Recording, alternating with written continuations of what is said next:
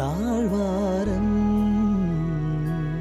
ഹൃദയരാഗം നീട്ടിടും നീ സ്നേഹകൂടാരം.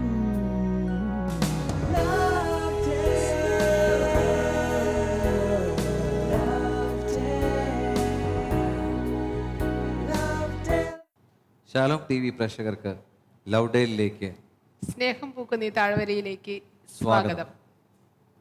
നമ്മളുടെ കുടുംബങ്ങളെ സ്നേഹം പൂക്കുന്ന താഴ്വരകളാക്കി മാറ്റാൻ ഫ്രാൻസിസ് മാർപ്പാപ്പ ഏറെ സ്നേഹത്തോടെ സമ്മാനിച്ച അപ്പസ്തോലിക ആഹ്വാനമാണ് സ്നേഹത്തിൻ്റെ സന്തോഷം. മാർപ്പാപ്പ അതിലിങ്ങനെ നമ്മളോട് പങ്കുവയ്ക്കുന്നു: അനുദിന ജീവിതത്തിൽ നമ്മൾ അനുഭവിക്കുന്ന ബുദ്ധിമുട്ടുകളിലും പ്രതിസന്ധികളിലും നമുക്ക് സഹായവും പ്രോത്സാഹനവും നൽകുക എന്ന ലക്ഷ്യത്തോടെയാണ് ഈ പുസ്തകം നമുക്ക് സമ്മാനിച്ചിട്ടുള്ളത്. എങ്ങനെ നമ്മളുടെ കുടുംബജീവിതത്തെ കുറെ കൂടി സന്തോഷപ്രദമാക്കാം എന്നുള്ള ചിന്തകളും ചർച്ചകളുമാണ് ഇവിടെ നാം ഒരുക്കുന്നത്. ഈ ചർച്ചയിലേക്ക് കടന്നു വന്നിരിക്കുന്ന വിശിഷ്ടാതിഥികളെ നമുക്ക് പരിചയപ്പെടാം. ആദ്യമായി നമുക്ക് സുപരിചിതനായ മുൻ എപ്പിസോഡുകൾ നമ്മുടെ കൂടെ ഉണ്ടായിരുന്ന ബഹുമാനപ്പെട്ട വർഗീസ് കുത്തൂരച്ചൻ, ഫാമിലി അപ്പസ്തോലേറ്റിന്റെ മുൻ ഡയറക്ടറും കുടുംബ പ്രശ്നങ്ങളിൽ സജീവമായി ഇടപെടുകയും ചെയ്യുന്ന അച്ഛൻ ഇപ്പോൾ സെൻറ് തോമസ് കോളേജിൻ്റെ എക്സിക്യൂട്ടീവ് മാനേജറായി സേവനം ചെയ്യുന്നു. ബഹുമാനപ്പെട്ട വർഗീസ് കുത്തൂരച്ചനെ ഏറെ സ്നേഹത്തോടെ ഈ ചർച്ചയിലേക്ക് സ്വാഗതം ചെയ്യുന്നു. അടുത്തതായി നമുക്ക് പരിചയപ്പെടുത്താനുള്ളത് ഡോക്ടർ മേരി റെജീനയാണ്. ഡോക്ടർ മേരി റെജീന കേരള കാർഷിക സർവകലാശാലയിൽ പ്രൊഫസറും തൃശൂർ അതിരൂപത പാസ്റ്ററൽ കൗൺസിൽ സെക്രട്ടറിയുമാണ്. ഡോക്ടറെ ഏറെ സ്നേഹത്തോടെ ഇന്നത്തെ ചർച്ചയിലേക്ക് നമുക്ക് സ്വാഗതം ചെയ്യാം. അടുത്തതായി ഡോക്ടർ വി എം ചാക്കോ 2008 മുതൽ സെൻറ് തോമസ് കോളേജിൽ സേവനം ചെയ്യുന്നു. സ്റ്റാറ്റിസ്റ്റിക്സ് ഡിപ്പാർട്ട്മെൻറ്റിൻ്റെ മേധാവിയാണ് ഇപ്പോൾ അദ്ദേഹം. ജീസസ് യൂത്തിൻ്റെ ഫുൾ ടൈമറായിരുന്നു. ആത്മീയ മേഖലയിലും ഇടവക പ്രവർത്തനങ്ങളുമൊക്കെ വളരെ സജീവമാണ് ഡോക്ടർ വി എം ചാക്കോ. സാറിനെ ഏറെ സ്നേഹത്തോടെ ഈ ചർച്ചയിലേക്ക് സ്വാഗതം ചെയ്യുന്നു. പൗലോസ്ലീഹ സ്നേഹത്തിൻ്റെ 13 സവിശേഷതകൾ പങ്കുവയ്ക്കുന്നതിലൂടെയാണ് നമ്മൾ കഴിഞ്ഞ ചർച്ചകളിലൂടെ എല്ലാം കടന്നു പോകുന്നത്. ഇന്ന് 13ാമത്തെ സവിശേഷത കൊരിന്തോസ് ലേഖനത്തിലെ തൻ്റെ കീർത്തനത്തിൽ കുടുംബജീവിതത്തിൽ സ്നേഹത്തിൻ്റെ ശക്തിയെക്കുറിച്ചാണ് പൗലോസ്ലീഹ ഇവിടെ വിവരിക്കുക. സ്നേഹം സകലതും അതിജീവിക്കുന്നു. ചർച്ചയിലേക്ക് ഏവരെയും സ്വാഗതം ചെയ്യുന്നു.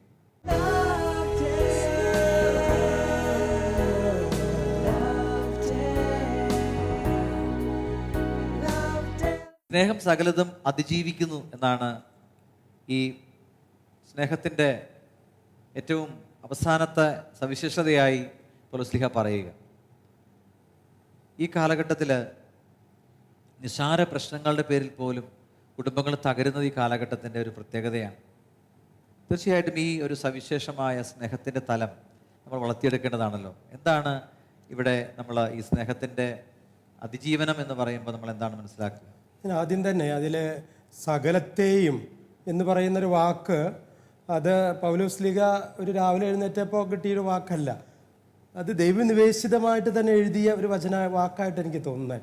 കാരണം മനുഷ്യജീവിതത്തിൽ സന്തോഷങ്ങളും വളർച്ചയും ഉയർച്ചയൊക്കെ ഉണ്ടാകുമ്പോൾ ദൈവം തന്ന ദാനങ്ങളാണെന്നൊക്കെ ചിന്തിക്കുന്ന ബുദ്ധിമുട്ടില്ല. പക്ഷെ ജീവിതത്തിൽ വെല്ലുവിളികൾ ഉയരുക, ചിലപ്പോഴൊക്കെ പീഡനങ്ങൾ, പ്രതിസന്ധികൾ, കണക്കുകൂട്ടലുകൾ തെറ്റുക, തെറ്റിദ്ധാരണകൾ ഉണ്ടാകുക, അവഗണനകൾ, ഒറ്റപ്പെടലുകൾ, താഴ്ചകൾ ഉണ്ടാകുക, ഇവിടെയൊക്കെ ഒരു അതിജീവനത്തിൻ്റെ കൃപ ദൈവത്തിൽ നിന്ന് സ്വീകരിച്ച് നമ്മുടെ ദാമ്പത്യത്തിൽ നമുക്ക് മുന്നേറേണ്ടതായിട്ടുണ്ട്. അപ്പോൾ സകലതയും എന്ന് പറയുമ്പോൾ ഒരു ഹോളിസ്റ്റിക് ആയിട്ടുള്ള ഒരു സമീപനം ദൈവനിവേശിതമായിട്ട് പൗലോസ്ലീഹായിലൂടെ നമുക്ക് ലഭിക്കുകയാണ്. നേരത്തെ പറഞ്ഞതുപോലെ ജീവിതത്തെ കമ്പാർട്ട്മെൻ്റായിട്ട് തിരിച്ചിങ്ങനെ കാണാൻ പറ്റില്ല. ഒരു സമഗ്രമായ കാഴ്ചപ്പാടോടുകൂടെ ജീവിതത്തിൻ്റെ വെല്ലുവിളികളെ സമീപിക്കാനായിട്ട് സാധിക്കണം, പ്രാർത്ഥനാപൂർവ്വം മുന്നേറാനായിട്ട് സാധിക്കണം. എനിക്ക് തോന്നുന്നു ഈ വെല്ലുവിളികൾ എന്ന് അച്ഛൻ പറയുമ്പോൾ അത് 2 തരത്തിലുള്ള വെല്ലുവിളികളുണ്ട്. നമ്മൾ വ്യക്തികൾ തമ്മിലുള്ള പ്രശ്നങ്ങൾ, ഭാര്യയും ഭർത്താവും തമ്മിൽ അല്ലെങ്കിൽ കുടുംബത്തിലെ മറ്റംഗങ്ങൾ തമ്മിലൊക്കെ ഉള്ള പ്രശ്നങ്ങൾ ഓരോ വെല്ലുവിളികളായി വരും. അതുപോലെ തന്നെ മൊത്തം കുടുംബത്തിന് അനുഭവിക്കേണ്ടി വരുന്ന പ്രതിസന്ധികളുണ്ട്. സാഹചര്യം, പുറം ലോകം നമ്മുടെ മേൽ അടിച്ചേൽപ്പിക്കുന്ന സാഹചര്യങ്ങൾ ഉയർത്തുന്ന വെല്ലുവിളികളുണ്ട്. അങ്ങനെ പലതരത്തിൽ ഉള്ള വെല്ലുവിളികൾ ഉണ്ട് എന്നാണ് തോന്നുന്നത്. ഈ വ്യക്തികൾ തമ്മിലുള്ള വെല്ലുവിളികളാണ് ഭാര്യ ഭർത്തൃ ബന്ധത്തിൽ 2 വ്യക്തികൾ തമ്മിലുള്ള വെല്ലുവിളികൾ വളരെ പ്രധാനമാണ്. അത് അതിജീവിക്കാൻ സാധിക്കാത്തത് കൊണ്ടാണ്. അതിലെ പ്രതിസന്ധികൾ, ഭാര്യ ഭർത്താവിൻ്റെ മേൽ ഉയർത്തുന്ന, അവരുടെ നേർക്ക് ഉയർത്തുന്ന പ്രതിസന്ധി, അല്ലെങ്കിൽ ഭർത്താവിൻ്റെ പെരുമാറ്റ ദൂഷ്യങ്ങൾ കൊണ്ട് ഉണ്ടാകുന്ന പ്രതിസന്ധികൾ എന്ന് പറയുന്നത് അതിജീവിക്കുവാനാണ് ഇപ്പോൾ പലപ്പോഴും നമുക്ക് സാധിക്കാത്തത്. രണ്ടാമത്തെ തലത്തിലേക്ക്, ഇല്ലെങ്കിൽ ഇതിനൊപ്പമോ വരുന്നതാണ് പുറം ലോകം നമ്മുടെ മേൽ ഉണ്ടാക്കുന്ന, നമ്മുടെ കുടുംബം ഉള്ള പശ്ചാത്തലം ഒരുക്കുന്നത്, അല്ലെ സന്തോഷമായി അച്ഛൻ പറഞ്ഞ പോലെ മുന്നോട്ട് പോകാൻ സാധിക്കാതെ വരുന്ന, ഇത് ഇന്ന് മാത്രമുള്ള ഒരു പ്രശ്നമാണ് എന്ന് തോന്നുന്നില്ല. കാലാകാലങ്ങളായി ഈ പ്രതിസന്ധികളും വെല്ലുവിളികളുടെയും നിറവും ഛായയും ഒക്കെ മാറി വരുന്നുണ്ടാകാം. പക്ഷെ ഓരോ കാലത്തും അതിൻ്റെതായ പ്രതിസന്ധികളും നമുക്ക് ബുദ്ധിമുട്ടുകളും ദുഃഖങ്ങളും മനുഷ്യനൊരു മടുപ്പ് തോന്നുന്നു. അവിടെയാണ് ഈ അതിജീവനം എന്ന വാക്കിന്റെ അർത്ഥം വരുന്നത്. മടുപ്പ് തോന്നുമ്പോഴും അതിനെ അതിജീവിക്കുന്ന ഒരു മനസ്സിന്റെ അവസ്ഥ രൂപപ്പെടുത്തുക, അത് ഒറ്റയ്ക്കും കൂട്ടായിട്ടൊക്കെ ഉണ്ടാകാനായിട്ട് ഇടയാകുക എന്നുള്ളതാണ്. കുടുംബജീവിതത്തിൽ പ്രവേശിക്കുമ്പോൾ ഒരു പക്ഷേ ഈ പ്രതിസന്ധികളൊന്നും ഉണ്ടാകില്ലായിരിക്കാം. പക്ഷേ ക്രമേണ കുഞ്ഞുങ്ങളായി, ഓരോ ജോലി ഭാരങ്ങളായി, പ്രതിസന്ധികളായി, രോഗങ്ങളായി പല പ്രശ്നങ്ങളും മുൻപിൽ വരുമ്പോൾ അതിനെ അതിജീവിക്കാൻ കഴിയുക എന്നുള്ളതാണ് പ്രധാനപ്പെട്ടത്. അപ്പോൾ ഇതിൽ പ്രത്യേകം പരാമർശിക്കുക, ഏത് വെല്ലുവിളിയെയും നേരിടാനുള്ള ഒരു നിരന്തര സന്നദ്ധതയാണ് സൂചിപ്പിക്കുന്നതാണ്. അത് അവസാനം വരെ നീണ്ടു നിൽക്കേണ്ട ഒരു പ്രോസസ്സാണ്. അത് നേരത്തെ മാഷ് പറഞ്ഞ പോലെ തുടക്കത്തിലൊക്കെ വളരെ ജീവിതം വളരെ നന്നായി പോകുന്നു, കുഴപ്പമില്ല, സാമ്പത്തിക പ്രശ്നങ്ങളില്ല, കുഞ്ഞുങ്ങളായിട്ടില്ല. പക്ഷെ ക്രമേണ ജീവിതം മുൻപോട്ട് പോകുന്തോറും നിരന്തരമായ വെല്ലുവിളികൾ ഒരു കുടുംബ ജീവിതത്തിൽ പ്രവേശിക്കുന്നവനെ നേരിടേണ്ടി വരും. അത് ഉറപ്പായിട്ടുള്ള കാര്യമാണ്. ഇതിനെ നേരിടാനുള്ള ഒരു സന്നദ്ധത, അതാണ് ഈ സ്നേഹത്തിന്റെ. എനിക്ക് തോന്നുന്നു അതൊരു ധൈര്യവും കൂടിയിട്ടാണ്. മാർപ്പാപ്പ തന്നെ എവിടെയോ ഇതിന് അപ്പോസ്തലിക പ്രബോധനത്തിൽ തന്നെ പറയുന്നുണ്ട്, ഈ കുടുംബജീവിതം സ്വീകരിക്കാൻ തയ്യാറായി മുന്നോട്ട് വരുന്ന യുവതി യുവാക്കൾ കാണിക്കുന്ന അതൊരു സാഹസമാണ്, ഒരു ധൈര്യമാണ്. അല്ല, ഭീരുക്കൾക്ക് ഇറങ്ങി പുറപ്പെടാൻ അതൊരു വെല്ലുവിളിയാണ്. ചുരുക്കം ചിലപ്പോഴെങ്കിലും യുവതി യുവാക്കൾ ഷെയർ ചെയ്യാറുണ്ട്. ചുരുക്കം പല വിവാഹ ജീവിതങ്ങൾ കാണുമ്പോൾ വിവാഹ ജീവിതത്തിലേക്ക് പ്രവേശിക്കണ്ട, കാരണം അത് അത്ര എളുപ്പമുള്ളതല്ല എന്ന് പറഞ്ഞ് പിന്തിരിഞ്ഞു നിൽക്കുന്ന മാഡം പറഞ്ഞതിനോട് ഞാൻ കൃത്യമായിട്ട് യോജിക്കുകയാണ്. അവിടെയാണ് മാർപ്പാപ്പ അവരെ പ്രോത്സാഹിപ്പിക്കുന്ന രീതിയിൽ ഈ ഒരു ദൈവ കൽപ്പിതമായ ഒരു വെല്ലുവിളി സ്വീകരിക്കാൻ നിങ്ങൾക്ക് സാധിക്കില്ല. ഇപ്പം എല്ലാം അഡ്വഞ്ചർ ഗെയിംസ് ആണല്ലോ. ആ അഡ്വഞ്ചർ ഗെയിംസിലെ ഏറ്റവും വലിയ അഡ്വഞ്ചർ ആണ്, ഞാൻ പറയും, വിവാഹ ജീവിതം. പുതിയ തലമുറയിൽ രൂപപ്പെടുന്ന ഒരു ട്രെൻഡാണ്. അത് ആവശ്യമില്ലാത്ത ഒരു ബേർഡനാണ് വിവാഹം, കുട്ടികൾ. അപ്പോൾ അതൊന്നും വേണ്ട. ലിവിങ് ടുഗദർ, അല്ലെങ്കിൽ യൂറോപ്പിലും മറ്റ് രാജ്യങ്ങളിലും ഒക്കെ ഇതിനെ പ്രോത്സാഹിപ്പിക്കുന്ന രീതിയിൽ കുടുംബജീവിതത്തിന്റെ ആ വെല്ലുവിളികളെ നേരിടാനുള്ള ഒരു അതിജീവനത്തിന്റെ ശക്തി നഷ്ടപ്പെട്ടു പോവുകയും പക്ഷെ ദൈവത്തിലേക്ക് നോക്കാൻ കഴിയാത്തതുമാണെന്ന് തോന്നുന്നു. ഒരു വിധത്തിൽ അവർ ആ ഭയപ്പെടുന്നത് ശരിയാണെന്ന് നമുക്കും തോന്നും. കാരണം ഇതൊരു പ്രതിസന്ധികൾ തന്നെയാണ്. ഓരോ നിമിഷവും എന്താണ് നമ്മുടെ മുന്നിൽ എന്ന് നമുക്കറിയാത്ത വളവുകളാണ് നമ്മുടെ ജീവിതത്തിലുള്ളത്. മാർപ്പാപ്പ അതില് ഏറെ സ്നേഹത്തോടെ പറഞ്ഞു വെക്കുന്നുണ്ട്. കാരണം അപരനിൽ ദൈവത്തിന്റെ ഛായ കണ്ടാണ്. ഇതാണ് സൊല്യൂഷൻ. എന്താണ് നമുക്കിവിടെ ഇതിന് വെല്ലുവിളികളുണ്ട്, പ്രതിസന്ധികളുണ്ട്, അത് സ്വാഭാവികമാണ്. പക്ഷെ ഇത് എങ്ങനെയാണ് അതിജീവിക്കാൻ പറ്റുക? മറ്റുള്ളവരുടെ ഉള്ളില് ദൈവത്തിന്റെ ഛായ ദർശിക്കാതെ നമുക്കത് ഒരിക്കലും സാധിക്കില്ല. വിശുദ്ധ ഗ്രന്ഥത്തിലെ തുടക്കം മുതൽ ഈ അനി ടീച്ചർ പറഞ്ഞ ആ വാക്കുകൾ നമ്മൾ എപ്പോഴും കാണുന്നുണ്ട്. തൻ്റെ ഛായയിലും സാദൃശ്യത്തിലും സൃഷ്ടിക്കപ്പെട്ടവര്. അത് ഞാൻ മാത്രമല്ല, എൻ്റെ മുന്നിലുള്ളവരും, എൻ്റെ ഭർത്താവോ, എൻ്റെ ഭാര്യയോ, എൻ്റെ മകനോ മകളോ, എൻ്റെ അയൽവക്കക്കാരോ, എൻ്റെ ബന്ധുക്കളോ ഒക്കെ ഈ ദൈവത്തിൻ്റെ ഛായയിൽ സൃഷ്ടിക്കപ്പെട്ടവരാണ്. ഈ ഒരു വലിയ വിശ്വാസ കാഴ്ചപ്പാട്, ഒരു ദൈവികമായ ഒരു ചിന്ത നമ്മുടെ മനസ്സിലേക്ക് വരുമ്പോൾ അപ്പോൾ ഇതിനെയൊക്കെ അതിജീവിക്കാനുള്ള ഒരു ആത്മീയ കരുത്ത് ദൈവം തരുന്നുണ്ട് എന്നുള്ളൊരു ബോധ്യത്തോടു കൂടെ നമ്മൾ മുന്നേറുകയാണ്. ഇത് പറയുമ്പോഴാണ് നമ്മുടെ പുതിയ നിയമത്തിൽ ഈശോ വിവാഹത്തെക്കുറിച്ച് പറയുമ്പോൾ, ഭാര്യാഭർത്തൃ ബന്ധത്തെക്കുറിച്ചൊക്കെ പറയുമ്പോൾ സ്ത്രീഹന്മാർ ചോദിക്കുന്നുണ്ട്, ഇത് സാധ്യമാണോ? ഇങ്ങനെയാണെങ്കിൽ കല്യാണം കഴിക്കാതിരിക്കുകയല്ല ഭേദം. വിവാഹത്തിൻ്റെ ആ യഥാർത്ഥ ഇതിനെക്കുറിച്ച് പറഞ്ഞു വെക്കുമ്പോൾ സ്ത്രീഹന്മാർ പോലും അറിയാതെ ചോദിച്ചു പോകുന്നുണ്ട്. ഈശോ പറഞ്ഞത് എങ്ങനെയാണ്? ദൈവകൃപ ലഭിച്ചവരല്ലാതെ മറ്റാരും ഇത് ഗ്രഹിക്കുന്നില്ല. അപ്പോൾ ഈ വിവാഹത്തിലൂടെ നമുക്ക് ലഭിക്കുന്ന ദൈവിക കൃപയാണ് ഈ സ്നേഹത്തിൽ വളരാൻ, ഈ അതിജീവനത്തിന്റെ കൃപ നമുക്ക് നൽകുന്നത്. അത് ഓരോ ശത്രുവിനെ സ്നേഹിക്കാൻ ഈശോ പഠിപ്പിച്ചപ്പോഴും എനിക്ക് തോന്നി ഈ പ്രതിസന്ധികൾ, ശത്രു എന്നുള്ളത് ഒരു വ്യക്തിയായിട്ട് നമ്മൾ കാണേണ്ട കാര്യമില്ല. ഈ നമ്മുടെ സാഹചര്യങ്ങൾ, വ്യക്തികൾ, സംഭവങ്ങൾ, ഇതൊക്കെ നമ്മുടെ ശത്രുപക്ഷത്ത്, ഇപ്പം ഞാൻ വിചാരിക്കുന്ന എൻ്റെ ശത്രുപക്ഷത്ത് നിൽക്കുന്ന സംഭവങ്ങൾ വരുമ്പോൾ അവിടെയൊക്കെ ഇതും നമുക്ക് വരേണ്ടതായിരുന്നു. ഇല്ലെങ്കിൽ ആ ശത്രുപക്ഷത്ത് നിൽക്കുന്നവരിലും ദൈവത്തിൻ്റെ ഛായ കാണാനും അവരെ സ്നേഹിക്കുവാനുള്ള, അവരിലും നന്മയുണ്ട്, ഇങ്ങനൊരു സാഹചര്യം അവരെ ഇങ്ങനെ പെരുമാറാൻ പ്രേരിപ്പിക്കുന്നതായിരിക്കാം. അവരിലുള്ള നന്മകളെ കണ്ട് അവരെ അങ്ങനെ അല്ലെങ്കിൽ എങ്ങനെയാ വെച്ചാൽ ഞങ്ങളുടെ കുടുംബജീവിതം മുന്നോട്ട് പോവുക. കാരണം എപ്പോഴും എല്ലാവരും ശത്രുപക്ഷത്തായിരിക്കും. നമുക്ക് അങ്ങനെ ഒരു ചിന്തയില്ല. പഠിപ്പിക്കുന്നത് ജീവിതത്തില് പ്രതികൂലമായ അനുഭവങ്ങളിലൂടെയും ദൈവം എന്തൊക്കെയോ എന്നോട് സംസാരിക്കുന്നുണ്ട്. ദൈവം എനിക്ക് അതിലൂടെ കൃപ തരുന്നുണ്ട്. എൻ്റെ മനസ്സിനും എൻ്റെ കുടുംബത്തിനും എൻ്റെ ജീവിതത്തിനും അനുഗ്രഹം ചൊരിയുന്നതാണ് എന്ന് തിരിച്ചറിയാനുള്ള ഒരു ദൈവസ്നേഹ അനുഭവം ഉണ്ടാകും. അതുകൊണ്ടായിരിക്കും അപ്പ പറഞ്ഞേക്കുന്നത്, ക്രൂശിക്കുന്നവന്റെ ആ ഉള്ളിലും അല്ലേ ഈശോ ആ ദൈവത്തിന്റെ ഛായ കണ്ടത് കൊണ്ടാണ് ആ ഒരു മണിക്കൂറിലൂടെ കടന്നു പോകാൻ പറ്റിയെന്ന്. അല്ലെങ്കിൽ ഒരിക്കലും അത് സാധിക്കില്ല. ആ വ്യക്തിയിലും അത് നമുക്ക് ഡെയിലി പ്രാക്ടീസ് ചെയ്യാൻ നമ്മളത് സാധിക്കണം എന്നുള്ളതാണ്. നമ്മൾ ഇപ്പോൾ എനിക്ക് തോന്നുന്ന ഒരു കുടുംബത്തിൻ്റെ കഥ ഞാൻ ഓർക്കാണ്. ഞാൻ ഇരുന്ന ഇടവകയിലെ ഒരു ചേട്ടനും ചേച്ചിയും ഒരു 2 മക്കളാണ്. മൂത്ത മകൻ മെൻ്റലി റിട്ടാർഡറാണ്. ക്രമേണ അത് ബെഡ്രിഡനായി 38 വർഷമായി അതിനെ ശുശ്രൂഷിച്ച് പരിപാലിച്ച് ജീവിതത്തെ മുന്നോട്ട് കൊണ്ടുപോകുന്ന ഒരു ചേച്ചിയും ചേട്ടനും. മകൾ കല്യാണമൊക്കെ കഴിച്ചു, നന്നായിട്ട് പോകുന്നു. പക്ഷേ ഈ 38 വയസ്സായ ഈ മകനോട് കൂടെയുള്ള ജീവിതം അത് വലിയൊരു അതിജീവനത്തിൻ്റെയാണ്. ഈ ചേച്ചിയെ സംബന്ധിച്ചിടത്തോളം വലിയ വിശ്വാസത്തിൻ്റെ, എല്ലാ ദിവസവും കുർബാനയ്ക്ക് വരുന്നു, ദേവാലയത്തിൻ്റെ ഇടവകയുടെ പ്രവർത്തനങ്ങളിലൊക്കെ സജീവമായിട്ട് ഇടപഴകുകയൊക്കെ ചെയ്യുന്നതാണ്. എനിക്ക് വേണം അതിൻ്റെ ഒരു ക്ലിപ്പിലേക്ക് നമുക്ക് നീങ്ങാൻ തോന്നുന്നുണ്ട്.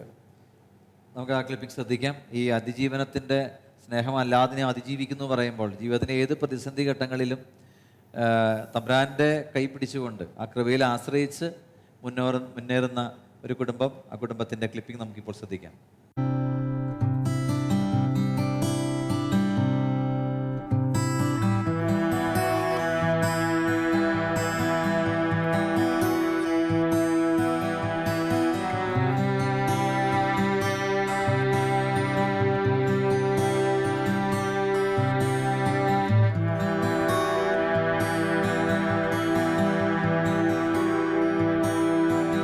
മകന് ഡെലിവറിയിൽ തന്നെ കുറച്ച് പ്രോബ്ലംസ് ഉണ്ടായിരുന്നു.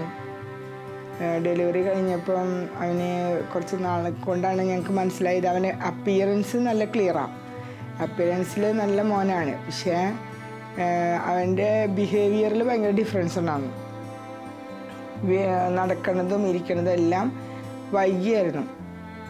അപ്പോൾ തുടങ്ങി എനിക്ക് ഞങ്ങളുടെ വീട്ടിലൊന്നും ഇങ്ങനെയുള്ള കുട്ടികളെയൊന്നും കണ്ടിട്ടില്ല. അതുകൊണ്ട് എനിക്ക് ഇത്തിരി ഇങ്ങനെ എന്താണ് എൻ്റെ മകന് പ്രശ്നം, എൻ്റെ മകളെ ഭയങ്കരമായിട്ട് ഉപദ്രവിക്കുക. അതുപോലെ തന്നെ എല്ലാം ഒരു 25 കുട്ടികളെ വളർത്തിക്കൊണ്ടിരുന്ന ഒരു ബുദ്ധിമുട്ട് ഈ ഒരു മകനിൽ നിന്ന് എനിക്ക് അനുഭവിക്കേണ്ടി വന്നിട്ടുണ്ട്. പക്ഷെ എനിക്ക് അപ്പോൾ ഒന്നും അങ്ങനെയുള്ള ഒരു പ്രത്യാശ ഉണ്ടായിരുന്നു. ദൈവം ഞങ്ങളെ കൈവിടില്ല, ദൈവമാണ് എല്ലാത്തിൻ്റെയും അധികാരി. അപ്പം അതുകൊണ്ട് നമ്മളൊരു കാലടി പോലും മുന്നോട്ട് വെക്കണമെങ്കിൽ അത് ദൈവത്തിൻ്റെ അനുഗ്രഹണമെങ്കിൽ മാത്രമേ പറ്റുള്ളൂ. അതുകൊണ്ട് എനിക്ക് നല്ല വിശ്വാസം ഉണ്ടായിരുന്നു മകനെ വളർത്തിക്കൊണ്ടിരുമ്പോൾ. അവൻ എങ്ങനെയെങ്കിലുമൊക്കെ എന്തൊക്കെ ദൈവത്തിന് ഇഷ്ടം ചെയ്യുന്നത് അതൊക്കെ ആവട്ടെ എന്നായിരുന്നു എൻ്റെ ഒരു തീരുമാനം. അതുപോലെ തന്നെ കല്യാണം കഴിഞ്ഞ് വന്ന് പിന്നത്തെ വർഷം തന്നെ ഇവിടുത്തെ അമ്മ എന്നോട് ആവശ്യപ്പെടുകയാണ്, മോളെ നീ പോയി ഇങ്ങനെ ലൂർദ് പള്ളി തൊട്ടല്ലേ, അപ്പോൾ അവിടെ ഇങ്ങനൊരു മകൻ ഉണ്ടായിട്ട് പോലും ഞാൻ ആ സംഘടന പ്രവർത്തിക്കാനും അതിനൊക്കെ ഇവിടുത്തെ ഹസ്ബൻഡിനെ അമ്മ സമ്മതിച്ചിരുന്നു. അങ്ങനെ ഞാൻ മാതാവിനോടുള്ള പരിപൂർണ വിശ്വാസത്തോട് കൂടിയിട്ട് മാധ്യസ്ഥ അയച്ചിട്ട് എന്നെ എൻ്റെ മകനെ വളർത്തി കൊണ്ടുവന്നു. മകളിനെ ഒരുപാട് ഉപദ്രവിക്കുമെങ്കിലും എന്നെ അവനൊന്നും ചെയ്തിട്ടില്ല ഇതുവരെ. ഹസ്ബൻഡിനെയും അതുപോലെ തന്നെ ഒരുപാട് അങ്ങനെ ചിലപ്പോൾ ഓരോന്നൊക്കെ അങ്ങനെ ഉപദ്രവമൊക്കെ ഉണ്ടാവും. മകന് റെസ്റ്റ്ലെസ് മോൻ, എപ്പോഴും അങ്ങോട്ടും ഇങ്ങോട്ടും ഓടി. അപ്പോൾ അവൻ്റെ പിന്നാലെ തന്നെ നമ്മൾ 2 കണ്ണും വെക്കണം. അതിന് എപ്പോഴാണ് അപകടം ഉണ്ടാക്കണമെന്ന് നമുക്കറിയാൻ പറ്റില്ല. അപ്പോൾ അതുകൊണ്ടൊക്കെ, പക്ഷേ എനിക്ക് അതൊരു ടെൻഷനേ ആയിരുന്നില്ല. അവൻ്റെ കൂടെ ഞാൻ എന്നും ഉണ്ടാവും. അവന് വേണ്ടി മാത്രം ജീവിക്കുന്ന പോലെ ഞാൻ ജീവിച്ചിരുന്നത് ശരിക്കും. അപ്പോൾ സ്കൂളിൽ പോകുമ്പോഴൊക്കെ ഞാൻ കൊണ്ടുപോകും. അവനെ കൊണ്ടുപോയി ഞാൻ സ്കൂളിൽ കൊണ്ടിരുത്തും. സെൻറ്റ് ജോസഫിൽ ഒരു 14 വയസ്സ് വരെ അവൻ അവിടെയായിരുന്നു. അത് കഴിഞ്ഞ് ഞാൻ 9 വർഷം സ്കൂൾ നടത്തിയത്. അത് കഴിഞ്ഞിട്ടാണ് അമ്മ എന്ന് പറയുന്ന സ്കൂളിൽ ചേർത്തി. പിന്നെ അതിന് ശേഷം അവനൊരു 20 വയസ്സ് കഴിഞ്ഞപ്പോൾ വെട്ടോത്തിയൊക്കെ എടുക്കണ ഒരു ഇത് വന്നു. അതിൽ ഞാൻ ഒന്ന് പകച്ചു. കാര്യം നമ്മൾ പ്രാർത്ഥനയിലും എല്ലാത്തിലും വിശ്വാസം ഉണ്ടെങ്കിലും പോലും പെട്ടെന്നൊരു നിമിഷത്തിൽ ഇങ്ങനെ എന്നെ ഒന്നും ചെയ്യില്ല, ഡാഡീനെയാണ് ഈ വെട്ടോത്തി എടുത്ത് ഇങ്ങനെ വീശൊക്കെ ചെയ്യും. അപ്പം എനിക്ക് തോന്നി ഇനി ഇവനെ വീട്ടിൽ വെക്കുന്നത് അത്ര ഇങ്ങോട്ട് സേഫ്റ്റി ആയിട്ട് എനിക്ക് തോന്നിയില്ല. എന്തിനും അപകടം എന്നുവെച്ചിട്ടുണ്ടെങ്കിൽ ഹസ്ബൻഡ് വെച്ചിട്ടുണ്ടെങ്കിൽ അങ്ങനെ ഇങ്ങനത്തെ കുട്ടിയാണെന്നുള്ള ഒരു കൺസിഡറേഷൻ അവന് കൊടുക്കൂല. അപ്പം അങ്ങനെ വരുമ്പോൾ അത് കുട്ടികളെ എങ്ങനെയുള്ള കുട്ടികളെ നമ്മൾ വീട്ടിൽ അധികം ഒതുക്കി കൂട്ടാതെ നോക്കണമെന്നാണ് ഇതിനോടൊപ്പം എൻ്റെ അഭിപ്രായം. കാരണം അതിനുള്ള ഇൻസ്റ്റിറ്റ്യൂട്ട് നമുക്ക് ഒരുപാടുണ്ട് സഭയുടെ വകയൊക്കെ ആയിട്ട്. അപ്പോൾ അവിടെ ചെല്ലുമ്പോൾ ആ കുട്ടികളെ ഒരുമിച്ച് കൂട്ടി ഒരുമിച്ചിരുത്തി അവരെ ചില കാര്യങ്ങളൊക്കെ പഠിപ്പിക്കുകയും ഒക്കെ ചെയ്യുമ്പോൾ അതിൽ ഒരുപാട് ഡിഫറൻസ് ഉണ്ടാവും. അങ്ങനെയാണ് ഞാൻ മകനെ പോപ്പോൾ മെഴ്സി ഹോമിൽ കൊണ്ട് ഹോസ്റ്റലിലാക്കിയത്. അതിനോടൊപ്പം തന്നെ ഞാൻ ഈ നമ്മുടെ ലൂർദ് പള്ളിയിൽ മാതൃവേദിയിൽ ചെല്ലുമ്പോൾ ആകെ ഒരു കുറച്ച് അമ്മമാരെ അവിടെ ഉള്ളൂ, 6 അമ്മമ്മമാർ മാത്രമേ ഉള്ളൂ. പക്ഷേ അന്ന് ഞാൻ മാതാവിൻ്റെ അടുത്തൊരു കാര്യം പറയുണ്ടായി. ഞാൻ ഇതൊക്കെ പ്രവർത്തിച്ച് വരുമ്പോൾ എൻ്റെ മകന് ഒരു അസുഖം വന്നാൽ എൻ്റെ അടുത്ത് കൊണ്ടാക്കണം. അത് ഞാൻ മാതാവിൻ്റെ അടുത്ത് ആവശ്യപ്പെട്ടിട്ടുള്ള കാര്യമാണ്. ഇപ്പോൾ ഒരു 1.5 വർഷം മുന്നേ എൻ്റെ മകൻ സ്കൂളിൽ വെച്ചിട്ടാണ് വീണത്, പോപ്പോൾ മെഴ്സി ഹോമിൽ വെച്ചിട്ട്. അന്നേരം ഞങ്ങളുടെ കസിനാണ് അച്ഛൻ ജോജച്ചൻ അവിടെ നിന്ന് ആംബുലൻസിൽ എൻ്റെ മകനെ കൊണ്ടുവരാൻ ചെയ്തത് മിഷൻ ഹോസ്പിറ്റലിലേക്ക്. അവിടെ കൊണ്ടുവന്നതിന് ശേഷം ശരിക്കും ഒരു ഡെത്തായ ഒരു പൊസിഷനായിരുന്നു. പക്ഷേ ഞാൻ അന്നും ഈ സംഘടനയിൽ പ്രവർത്തിക്കുമ്പോൾ ഉള്ള ആ ഒരു ആ ഒരു കാര്യം തന്നെ ഞാൻ മാതാവിൻ്റെ അടുത്ത് അപ്പോഴും പറഞ്ഞേ, എനിക്ക് എൻ്റെ മകനെ കാണണം, എനിക്ക് ആ മകനുള്ളതാണ് സന്തോഷം. അതുതന്നെയല്ല, ഞങ്ങളുടെ വീടിൻ്റെ എല്ലാ ഐശ്വര്യം ഞങ്ങളുടെ മകനാണ്. അപ്പോൾ അങ്ങനെ ഒരു പ്രാർത്ഥനയുടെ ഫലമായിട്ടായിരിക്കണം എൻ്റെ മകൻ ഇപ്പം എൻ്റെ അടുത്ത് കിടപ്പാണ്. അവന് ഈ തലയുടെ ഉള്ളിലൊരു പൊട്ടലുണ്ടായിരുന്നു, അത് സെപ്റ്റിക്കായപ്പം പിന്നെ ഒരു രക്ഷയില്ലാത്ത ഒരു സിറ്റുവേഷനായിരുന്നു, പനിയും വന്നു അപ്പം. പക്ഷേ എനിക്ക് മാതാവ് തിരിച്ചു തന്നു എൻ്റെ മകനെ. ഇപ്പം എൻ്റെ മകൻ അങ്ങോട്ടും ഇങ്ങോട്ടൊക്കെ തിരിയും, കിടപ്പാണെങ്കിൽ പോലും എൻ്റെ മകൻ ഇപ്പോൾ പണ്ടത്തെക്കാളും കൂടുതൽ മമ്മി എങ്ങോട്ടാ പോണേ, പള്ളിക്കാണോ, അതൊക്കെ ചോദിക്കും. എനിക്ക് അത് വലിയൊരു സന്തോഷമാണ് ഇപ്പോൾ. എനിക്ക് വ്യക്തിപരമായി അച്ഛൻ അൽഫോൺസേച്ചി അറിയാം, അച്ഛൻ്റെ ഇടവകയിലായിരുന്നു എന്ന് എനിക്കറിയാം. എനിക്കെപ്പോഴും അൽഫോൺസേച്ചിയിൽ കാണുന്ന പ്രത്യേകത എന്ന് പറഞ്ഞാൽ അവരെല്ലാ കാര്യങ്ങളിലും ഇടപെടാറുണ്ട്, ഇടവകയിലാണേലും രൂപതയുടെ ആവശ്യങ്ങൾക്കാണെങ്കിലും. പക്ഷെ സന്തോഷത്തോടു കൂടിയിട്ടാണ് അവർ ഇടപെടാറ്. ഇങ്ങനെ ഒരു മകനെ ശുശ്രൂഷിച്ചിട്ടില്ല, അതിൻ്റെ ആകുലതകൾ ഉള്ളിൽ ഒളിപ്പിച്ച് വച്ചുകൊണ്ടാണ് ഇത്ര സന്തോഷത്തോടു കൂടി ഇടപെടുന്നതെന്ന് എനിക്ക് തോന്നുന്നു. അച്ഛൻ്റെ അനുഭവം അങ്ങനെയായിരിക്കും. അവരാണ് യഥാർത്ഥത്തിൽ ദൈവസ്നേഹം അനുഭവിച്ചറിയുന്ന അതിജീവനത്തിന്റെ ഈ മകനെ ശുശ്രൂഷിച്ച് അത് ദൈവകൃപയാൽ അത് ഒരു ആ ത്യാഗത്തെ സന്തോഷമായി മാറ്റുന്ന, എനിക്കൊന്ന് രോഗാവസ്ഥയുടെ ഒരു അതിജീവനാണ്. ചിലരെങ്കിലും പറയാറുണ്ട് ഇത് പറയാനൊക്കെ എളുപ്പമാണ്, ഇത് നിങ്ങൾക്ക് അവിടെ ഇരുന്ന് പറയാം, പക്ഷേ ജീവിതത്തിലേക്ക് വരുമ്പോഴാണ് ബുദ്ധിമുട്ടുള്ളത് എന്ന് ചിലര് ഇങ്ങനെ നമ്മൾ ഈ ടോക്ക് ഷോയുടെ ഭാഗമായിട്ടുള്ള ചർച്ചയിൽ ചിലർ പറയുന്നത് ഞാൻ ശ്രദ്ധിച്ചിട്ടുണ്ട്. അപ്പോൾ തീർച്ചയായിട്ടും ഈ അതിജീവനത്തിന്റെ കരുത്ത് നേടിയ ഒരുപാട് മനുഷ്യർ നമുക്ക് മുൻപേ പോയിട്ടുണ്ട്. നമ്മുടെ മലബാർ മേഖലയിലെ കുടിയേറ്റങ്ങളൊക്കെ ശ്രദ്ധിച്ചാൽ അറിയാം. സാറ് മലബാർ ഏരിയയിൽ നിന്ന് വരുന്ന ആളാണ്. സാറിന്റെ വീട് ബത്തേരിയിലാണ്. സാറിന് അതിനെ കുറിച്ച് പറയാനുണ്ടാവും. അപ്പോൾ പണ്ടുകാലത്ത് കുടിയേറ്റ മേഖലയിൽ ആ സമയത്ത് സാമ്പത്തികമായിട്ട് വളരെ ദാരിദ്ര്യം അനുഭവിക്കുന്ന കാലഘട്ടമായിരുന്നു. പട്ടിണിയുണ്ട്, രോഗങ്ങളുണ്ട്, അതുപോലെ തന്നെ ആശുപത്രികളില്ല, അതുപോലെ തന്നെ വിദ്യാഭ്യാസ സ്ഥാപനങ്ങൾ, ഇതൊന്നും ഇല്ലാത്ത സ്ഥലത്തേക്കാണ് നമ്മുടെ മുൻ തലമുറ അങ്ങോട്ട് കുടിയേറി പാർത്തതും വെട്ടിപ്പിടിച്ച് സ്ഥലങ്ങളൊക്കെ കൃഷി ചെയ്ത് അവർ അതിജീവിച്ചത്. പക്ഷെ അന്ന് കാലത്തൊക്കെ 1ഉം 2ഉം മക്കളൊന്നും ആയിരുന്നില്ല, 5ഉം 6ഉം 7. ഞാൻ തന്നെയും 9ാമത്തെ ആളാണ്. അപ്പോൾ അതെ, 9ാമത്തെ മകനാണ്. അപ്പോൾ എത്രയേറെ പ്രയാസങ്ങളുണ്ടായാലും അതിനെയൊക്കെ അതിജീവിച്ച് ഇപ്പോഴും എൻ്റെ അപ്പനും അമ്മയും ഒക്കെ വളരെ സന്തോഷത്തോടുകൂടി കഴിയുന്നു. അതുപോലെ ഒരുപാട് കുടുംബങ്ങൾ അങ്ങനെ ഇതേപോലെയുള്ള പ്രതിസന്ധികളെ അതിജീവിച്ച് അപ്പച്ചനമ്മച്ചിക്ക് ഇപ്പം എത്ര വയസ്സായി? അവരൊരു 75-80. എനിക്ക് തോന്നുന്നു അവർക്ക് വിശ്വാസത്തിന് ഒരു കോട്ടവും തട്ടിയിട്ടില്ല. നമ്മളെക്കാൾ അടിയുറച്ച വിശ്വാസം, എന്തൊക്കെ പ്രതിസന്ധി ഉണ്ടായാലും ദൈവത്തെയും ദൈവവിശ്വാസത്തെയും കൈവിടാതെ ദൈവകൃപയിൽ ആശ്രയിച്ച, എനിക്ക് തോന്നുന്നു അല്ലേ മാഷെ? അവിടെ ഉണ്ടാവുന്ന എനിക്ക് വീട് പണിയുന്നതിന് മുമ്പ് പള്ളി പണിയുന്ന ഒരു സംസ്കാരമാണ് അവരുടെ. ജീവിത സൗകര്യങ്ങൾ കൂടുക, എന്താണ് സാമ്പത്തികമായിട്ട് ഉയർച്ച ഉണ്ടാകുക. അപ്പൊ മനുഷ്യന്റെ മനസ്സിന്റെ ബലം കുറയുന്നുണ്ടോ? മറ്റൊരു ആത്മീയ കരുത്താണ്. ഞങ്ങളിങ്ങനെ തളർന്നിരുന്നാൽ ശരിയാകില്ല. ഞങ്ങളുടെ മക്കള്, അവരുടെ കുടുംബജീവിതം, അവരുടെ വളർച്ച, ഈ ഒരു ലക്ഷ്യം ഉണ്ടായിരുന്നു. ഇന്നിപ്പോ മക്കളുടെ എണ്ണം കുറച്ചു, കൂടുതൽ സൗകര്യങ്ങൾ കൊടുക്കാന്ന് കരുതി. ഇവിടെ പപ്പ പറയണേ, ഒരിക്കലും ഏറ്റവും അന്ധകാരം നിറഞ്ഞ മണിക്കൂറിൽ പോലും ഒരിക്കലും ഉപേക്ഷിക്കാത്ത സ്നേഹം, അതൊരു വലിയ ശക്തിയായിട്ട്. പിന്നെ മാർപ്പാപ്പ അതുപോലെ പറയുന്നു, ഈ ഇത്രയൊക്കെ ചാക്കോ സാറ് പറഞ്ഞ പോലെ ഇത് എന്തൊക്കെ ഭീഷണികളും എന്തൊക്കെ ബുദ്ധിമുട്ടുകളുണ്ടെങ്കിലും ഇതിനെ അതിജീവിക്കാനുള്ള ഒരു സ്നേഹത്തിന്റെ ശക്തി നമ്മൾ വളർത്തിയെടുക്കണം. അതാണ് ഭാര്യയും ഭർത്താവും തമ്മിൽ ഉണ്ടാകേണ്ട സൗഹൃദവും സ്നേഹവും എന്ന് പറയുന്നതിന്റെ വളർത്തിയെടുക്കാൻ പറ്റുള്ളൂ.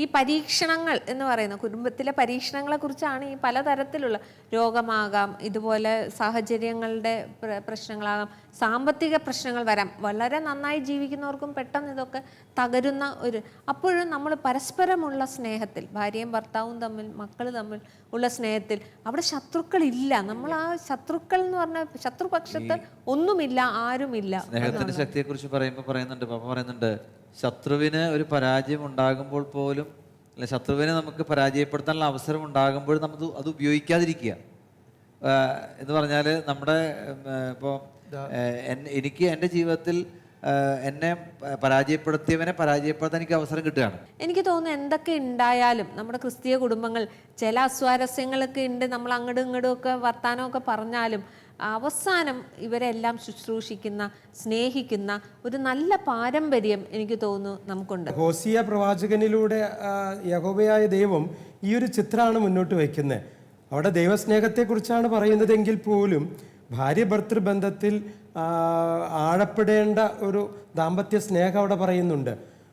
വ്യഭിചാരിണിയായി അന്യപുരുഷന്മാരുടെ കൂടെ ഒന്നിനെ പുറകെ ഒന്നായി പോയി തിരിച്ചു വരുമ്പോഴും സ്നേഹത്തോടുകൂടെ, ഹൃദയവിശാലതയോടുകൂടെ സ്വീകരിക്കുന്ന, അവിടെ വലിയ സ്നേഹത്തിൻ്റെ ആ ശക്തി അനുഭവിക്കുകയും തുടരുകയാണ് ചെയ്യുന്നത്. ഇവിടെ പാപ്പ പറയുന്നതാണ്, ആരാണ് ആദ്യം ഈ കലഹം നിർത്തുന്നത്? അവനാണ് കൂടുതൽ ശക്തിയുള്ള വ്യക്തി. ആരാണ് ആദ്യം ക്ഷമിക്കുന്നത്? പാപ്പ പറയാണ്, നീ അങ്ങനെ തുടർന്ന് നോക്കൂ, അത് അനന്തകാലം നീണ്ടുപോകും, അതൊരിക്കലും അവസാനം. എവിടെയെങ്കിലും ആർക്കെങ്കിലും അല്പം സുബോധം ഉണ്ടാകണം, അവനാണ് ശക്തനായ വ്യക്തി. അതുകൊണ്ട് അല്ലെ, യുവദമ്പതികളുടെ കാര്യത്തിൽ അതാണ് നമുക്ക് അവരോട് പറയുവാനുള്ളത്. ഒരുപാട് കാര്യങ്ങൾ നാം കടന്നു പോയിട്ടുണ്ട്. ഓരോ കുടുംബങ്ങളും ദിവസവും പലതരം പ്രതിസന്ധികളിലൂടെയാണ് കടന്നു പോകുന്നത്. ആരും വിചാരിക്കരുത് ഒരു ഐഡിയലായിട്ടുള്ള ഒരു ലോകത്തിൽ ആണ് ഓരോ ദമ്പതികളും കടന്നു പോയിട്ടുള്ളത് എന്ന് കരുതരുത്. കാരണം അത് ദാമ്പത്യം എന്നുള്ളത് തന്നെ പ്രതിസന്ധികളുടെ ഒരു അതിജീവനമാണ്. ആ പ്രതിസന്ധികൾ അതിജീവിക്കുവാൻ വേണ്ടിയിട്ടാണ് പ്രത്യേകിച്ച് നമുക്ക് നമ്മുടെ വിവാഹം ഒരു കൂദാശയായി തന്നെ സഭ അനുഷ്ഠിക്കുന്നതും അതിലൂടെ എനിക്ക് തോന്നുന്നു വെച്ചാൽ ഉദ്ദേശിക്കുന്നത് അല്ലേ, ആ കൃപ കൂദാശ എന്ന് പറയുന്ന ആ ഒരു കൺസെപ്റ്റ് തന്നെ നമ്മുടെ വിവാഹത്തെ കുറേയും കൂടിയും ബലപ്പെടുത്തുന്നതാണ്. വെറും ഒരു സാമൂഹ്യ ആചാരം എന്നുള്ള രീതിയിൽ കാണുമ്പോഴാണ് ഒരു ഉടമ്പടി അല്ല ഇത്. അപ്പൊ അവിടെ ശരിക്കും അതിനേക്കാൾ ഉയർന്ന തലത്തിലേക്ക് ദൈവത്തിന്റെ ഒരു പ്രവൃത്തിയാണ്. ദൈവം കൂടെയുണ്ട്. ദൈവത്തിന്റെ ഛായയിലും സൃഷ്ടിക്കപ്പെട്ട നമുക്ക് ദൈവം കൃപ തരുന്നുണ്ട്. ആ ഒരു വിശ്വാസത്തോടു കൂടെ തന്നെ ആയിരിക്കണം അതിജീവനത്തിലേക്ക് കടക്കേണ്ടത്. സ്വന്തം ഈ കൃപ വേണമെങ്കിൽ നമ്മളെ ഈ സ്നേഹത്തിന്റെ ശക്തി വളർത്താൻ ഒരുപാട് സഹായിക്കുന്നുണ്ട് അല്ലെ. ആദ്യത്തെ അധ്യായങ്ങളൊക്കെ നമ്മൾ പറഞ്ഞിട്ടുണ്ടായിരുന്നു. ഈ ഗ്രേസ് ആണ് നമ്മൾ അനുദിനവും മുന്നോട്ട് നടക്കാൻ അല്ലെങ്കിൽ സ്നേഹത്തിന്റെ ശക്തി വളർത്താൻ നമ്മളെ സഹായിക്കുന്നു. അത് എനിക്ക് തോന്നുന്നു ആദവും ഹവ്വയും മുതലുള്ള എല്ലാ ദമ്പതികളുടെ ജീവിതത്തിലും പ്രതിസന്ധികൾ ഉണ്ടായിട്ടുണ്ട്. അതിജീവൻ നിലനിന്ന് പോയിട്ടുള്ള എല്ലാ ദാമ്പത്യവും അതിജീവിച്ച് തന്നെയാണ്. അല്ലാതെ എല്ലാവരും എന്താ റോസാപ്പൂക്കളുടെ മെത്തയിലൂടെ അല്ല. ഈ അതിജീവനത്തിന്റെ ശക്തി പ്രകടിപ്പിച്ചവരെല്ലാം തന്നെ അവരുടെ കഴിവുകളിൽ ആശ്രയിച്ചിട്ടല്ല അങ്ങനെ കടന്നുപോയെന്നുള്ളതാണ് ഇതില് നമ്മൾ മനസ്സിലാക്കേണ്ട ഒരു വലിയ പാഠം. എനിക്ക് തോന്നുന്നു ഓരോ ദിവസവും കടന്നു പോകുവാനുള്ള ശക്തി തമ്പുരാൻ നമുക്ക് തരും എന്ന പൂർണ്ണ വിശ്വാസം. എനിക്ക് തോന്നുന്നു നിങ്ങൾ ഭാര്യയും ഭർത്താവും അങ്ങനെയായിരിക്കും. എനിക്ക് അങ്ങനെയാണ് തോന്നിയിട്ടുള്ളത്. ഇന്നത്തെ ദിവസത്തേക്കുള്ള ശക്തി നമ്മൾ പ്രാർത്ഥിക്കുന്നത് പോലും അതാണല്ലോ.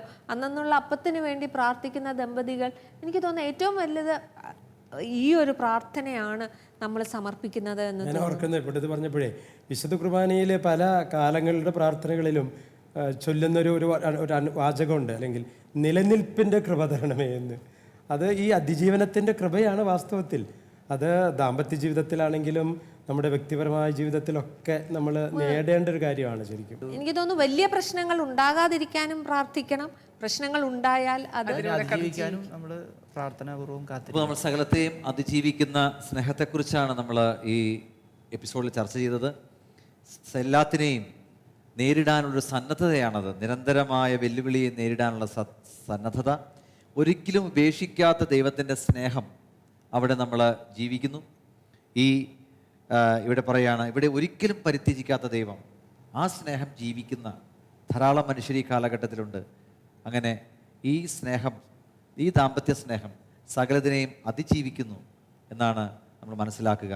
തീർച്ചയായും ഈ ആർദ്രമായ ദാമ്പത്യ സ്നേഹത്തിൽ വളരാൻ ഈ കാലഘട്ടത്തിൽ ഒരുപാട് വെല്ലുവിളികൾ വർദ്ധിച്ചു വരുന്ന ഈ ലോകത്ത് സകലതിനെയും അതിജീവിക്കുന്ന ഈ സ്നേഹം സ്വന്തമാക്കാൻ നമുക്ക് സാധിക്കട്ടെ.